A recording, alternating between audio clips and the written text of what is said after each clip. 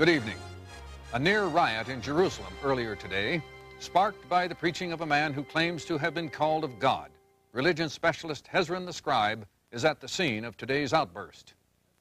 Yuri, Jerusalem is quiet once more. But just a few hours ago, this street was filled with a hostile crowd, enraged by the words of a man who for the last 20 years has said that Jerusalem would be destroyed because of the people's wickedness. I talked with some residents of Jerusalem earlier in the day. I'm so sick of these fanatics trying to make us feel guilty. Don't they have anything better to do with their time? Jeremiah is so worried about us being destroyed. Why doesn't he go and fight the Babylonians? Yeah, fight the Babylonians! If we're going to be destroyed, it'll be because we don't have enough chariots and not because we're wicked. We're not wicked. Jeremiah's a traitor. Jeremiah's a traitor. Yeah, he's a traitor. We'll be destroyed by Babylon. Yeah. He says we're wicked. Do I look wicked to you? To judge us, he's the wicked one. I say stone him. Put his eyes out. Stone him. Let's stone him. Stone him. Stone him. Jeremiah has also said that because of the people's wickedness, they must submit themselves and serve the king of Babylon. But Jeremiah is not the only prophet to denounce the people's wickedness. Lehi, a resident of the city, has also been very vocal. But he has not been heard from since some attempts were made on his life. It is ironic that Lehi, a man so willing to stand up for his convictions, is nowhere to be found. The strong indictments from these prophets have not made them very popular, and it is probable that Jeremiah is in hiding. There is reportedly corruption among many of the priests, and Jeremiah has even said that the temple has become a den of robbers.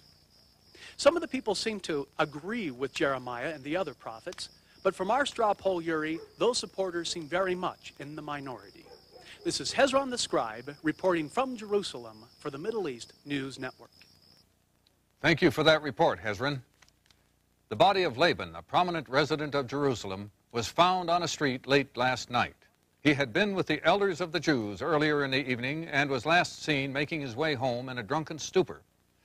Our sources indicate that Laban's dealings have not been above reproach. He had allegedly been involved in extortion and other criminal activity. Some religious and genealogical records were discovered missing from Laban's treasury. There were no signs of forcible entry, however. Zoram, Laban's servant responsible for the keys to the treasury, is being sought for questioning. On the international front, a Jewish dignitary in Babylon. Our reporter, Eliab the Hittite, is in Babylon with this report. Eliab? Thank you, Yuri. Some of the captives brought here from Judah 5 years ago have done very well in the royal courts.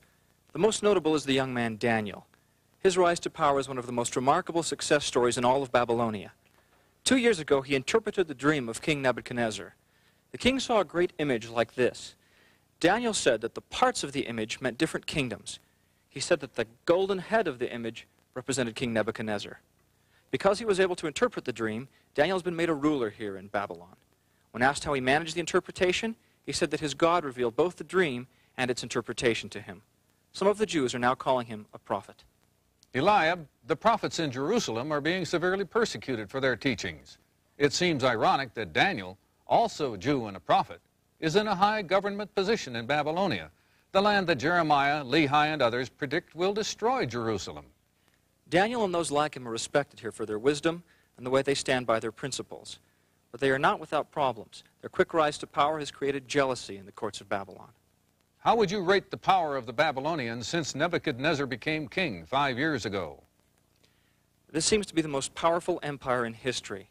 I see no signs of military weakness. Daniel's interpretation of the dream is perhaps most logical for that very reason. Egypt and other nations are talking about forming alliances to see if they can break Babylonia's hold on the world. How would you see their chances, Eliab? Yuri, I see no combination of nations that could at this point stand up to Babylonia. Thank you for your report, Eliab. We'll continue to monitor the Babylonia situation as it unfolds. That concludes our newscast for today. Have a good evening.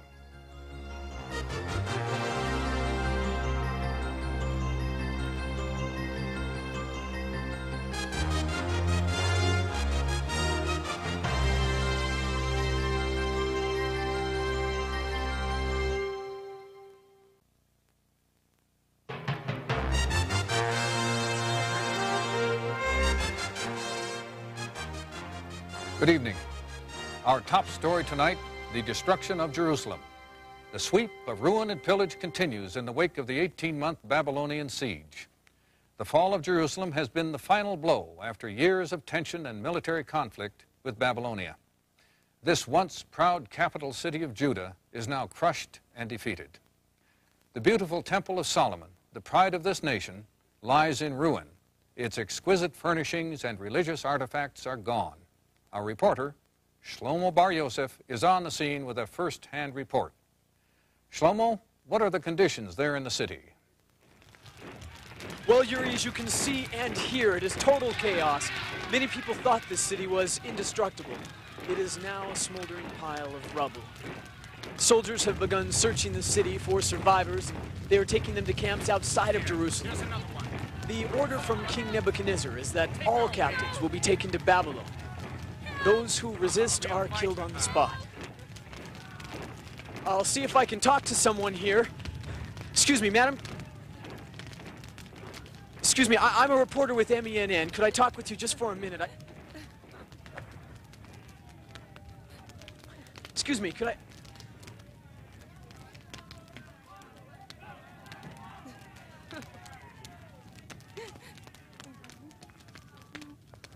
Excuse me, madam. Could you tell us what it's been like in the city? I'm a reporter from MENN. We're trying to find out what it's been like in Jerusalem during this destruction.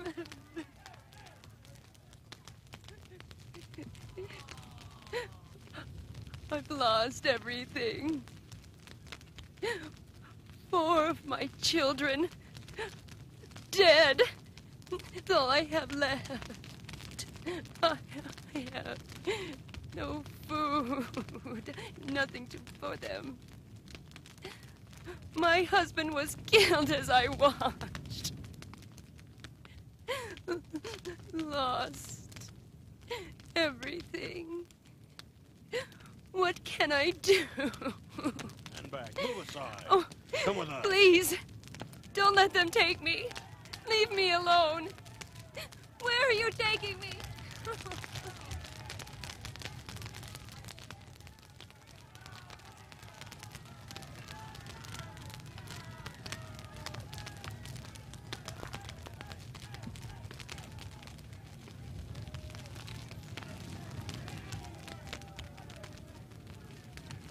Yuri, I've never seen anything like this. This is a tragedy of unbelievable dimensions. We are witnessing a terrible, terrible calamity taking place in Jerusalem. Thank you, Shlomo. Another sad story associated with the fall of Jerusalem concerns Jeremiah. Since Lehi disappeared 14 years ago, Jeremiah has tried to stop almost single-handedly the tide of wickedness in Jerusalem. For many years, he predicted the fall of Judah and the destruction of Jerusalem. But even now, when history has proven him to be a true prophet, he has not won a favorable response from his people. Some are even saying he is directly to blame for the events and accuse him of encouraging the Babylonians with his predictions of their success. He has been kidnapped by a group of escaping Jews and kept in a prison, locked in stocks, and kept in a mire pit dungeon. The group's leaders claim that their plans are to take him to Egypt. So instead of being admired for correctly predicting the people's fate, Jeremiah is being punished by them again. This appears to be the end of his many years of preaching and warning in Jerusalem. Up next, Keturah talks with some Babylonian soldiers. Here's her report from this evening. There is jubilation again in the camp of the Babylonians. I'm here with 2 of the soldiers who were in the city earlier today. Tell us about today's battle. It was no battle. These Jews have no heart. I myself killed 18 people. 14 of those were grown men. You think these people would learn not to resist the most powerful nation on earth? As you can see, there is confidence in the Babylonian camp today. This is Keturah with MENN News. For a related news story, we now go to a report from our news affiliate in Babylon, USIN. When the new groups of captive Jews from Jerusalem reach Babylon, they'll find many of their countrymen already here. 2 groups of exiled Jews have already been brought to Babylon. A few of the first group now have places in the king's courts. Daniel has been a high official since interpreting a dream for King Nebuchadnezzar 16 years ago. The second group, about 10,000 captives, was brought here over a decade ago. Most of that group are located here at the Chebar River. Preparations are being made for the influx of captives from Judah, expected in the near future. We talked with some of these captives earlier today. We've known that Jerusalem would be destroyed for quite some time. Our prophet Ezekiel prophesied about this. I want to go back to the Promised Land, but I don't think we'll make it in my lifetime. Life's not so bad here. We have our own prophet now, Ezekiel. He has prophesied that Jerusalem will be built up again. He is trying to keep us separate from the Babylonians. We thank the Lord for him. The people here are still holding on to hope with their prophet Ezekiel. This is Ariok reporting for USIN News. For our Story Solvers feature tonight, we have our investigative reporter, Deborah. Yuri, authorities are confused over the disappearance of one of King Zedekiah's sons. The king had taken his family and fled the city to escape the Babylonians, but they were later captured near Jericho.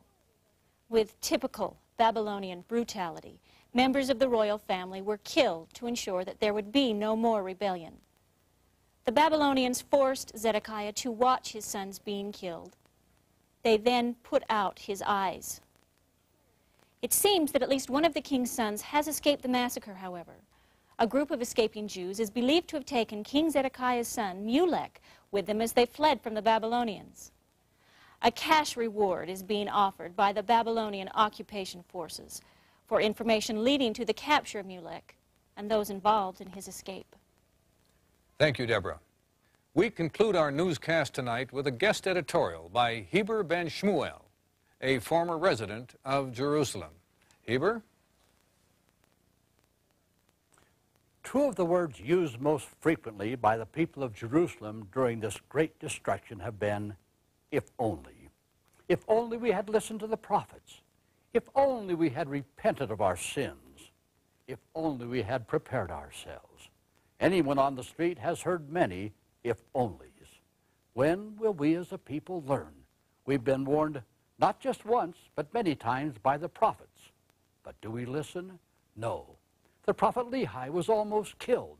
The prophet Jeremiah has been put in prison and charged with treason. Why do we as a people refuse to listen? All we can say is, if only, but then it's too late. Israel has been scattered because we wouldn't listen to the prophets. 135 years ago, the 10 tribes of the northern kingdom were taken to Assyria and are now lost. In the last 20 years, several groups of Israelites have been taken to Babylonia. Others are known to have been missing. Now, many others are being taken to Babylonia. Some have escaped into Egypt. We have lost our promised land for now. When will we learn? It's the same in all ages. If we follow the prophets, we'll be blessed and protected. If we do not follow the prophets, we end up saying, if only. Yuri? Thank you, Heber. That's our newscast for tonight. Thank you for being with us.